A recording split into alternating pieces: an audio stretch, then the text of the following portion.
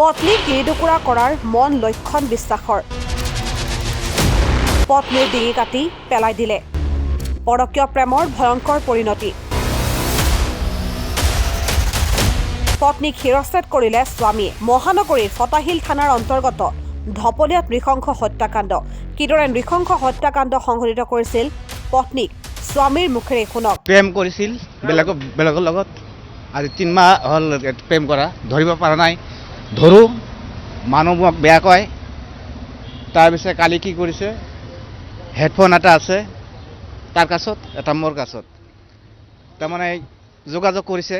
মই শুনা পাই আছো মই মোবাইল এনে চাই আছো এই কোণাতেই মই এইফালে ডাইনিং টেবুলত তাৰপিছত তাক নাস্তা আনিব দিছে কি যে পকৰা জালনা দি সোমাই দিছে সেইটো দেখা পাইছো ল'ৰাটো যে আহিছে একবাৰ মোক চাই কেনে গুচি গেল আকৌ ল'ৰাটো আহিছে তেতিয়া সিহঁতৰ আৰু ফোনত কথা পাতি আছে ল'ৰাটো আমি চিনি নাপাওঁ বাহিৰত হঠাতে আহিছে আৰু ক'ৰবাত যায় বাহিৰত আমি গাড়ী চলাই থাকোঁ দিন ভৰি ক'ৰবাত গুপ্তভাৱে যাই থাকে বিল্ডিঙৰ আৱাজ পাওঁ ঘং ঘং আৱাজ পাওঁ এইটোৱে আৰু প্ৰেমৰ কাহিনী আছিল মোৰ ঘৰ জোনাল কোকৰাঝাৰ ডিষ্ট্ৰিক্ট 12 বছৰ ওপৰত হ'ল আগত দুটা বাচ্চা নাই এটাই আছে আগৰ এতিয়া এই ঘৰৰ আমাৰ 4জন আছে এটা সৰু পোৱালি আছে ছোৱালী আৰু ল'ৰা আছে 3জন ডেড বডিটা মানে আমি কি কৰিব বিচাৰিছিলোঁ ঘৰতে আমি ভাগ কাটিব বিচাৰিছিলোঁ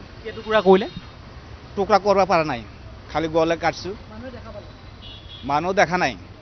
ৰাস্তাত পেলাই ৰাখিছিলোঁ ফুটপাথত মানে কাটি বলে ৰাস্তাত পেলাই দিছিলে ৰাস্তাত তিনি টুকুৰা কৰা বুলি কৈছে তিনি টুকুৰা কৰিব বিচাৰিছিলোঁ হোৱা নাই কি টুকুৰা কৰিলে খালি গলে কাটিছোঁ টুকুৰা আমি জাগা আমি পেলাই দিলোঁ হয়